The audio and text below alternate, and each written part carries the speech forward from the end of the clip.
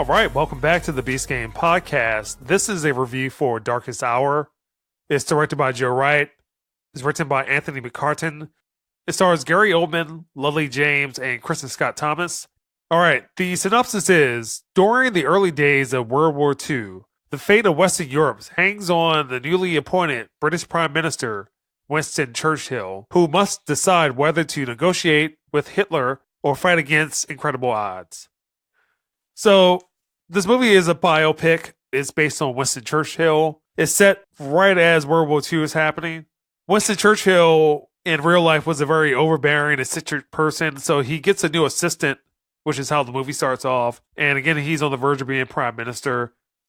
And he's very aggressive with the assistant and makes the assistant cry. The assistant tries to quit, but she's encouraged to stay.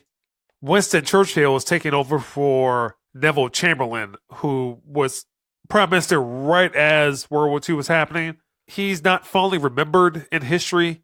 So there's a slight power struggle going on because Winston Churchill kind of has a bad reputation, but he is known for getting the job done. So a lot of this movie is just Winston Churchill making decisions. He has a war cabinet, and people in the war cabinet sometimes don't agree with his methods and modes.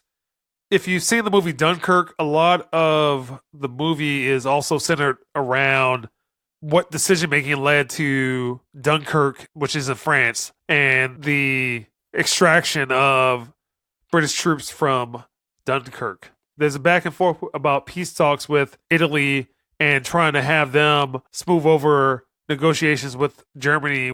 From a historical aspect, you kind of understand where this is going. As a movie, Gary Oldman, who is a great actor, embodies a lot of Winston Churchill's mannerisms, the way that he speaks, his tone, his cadence.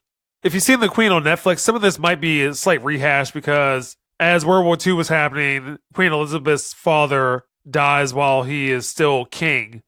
The battle between Winston Churchill and the up-and-coming Queen Elizabeth starts to take shape, but John Lithgow's performance and Gary Oldman's performance are equal. And John Lithgow did a wonderful job, and this is also a wonderful job. The makeup is good.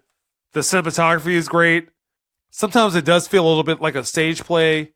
Overall, it's a watchable movie. If you like history, appreciate some of the decision-making that went into World War II, some of the sacrifices that were made.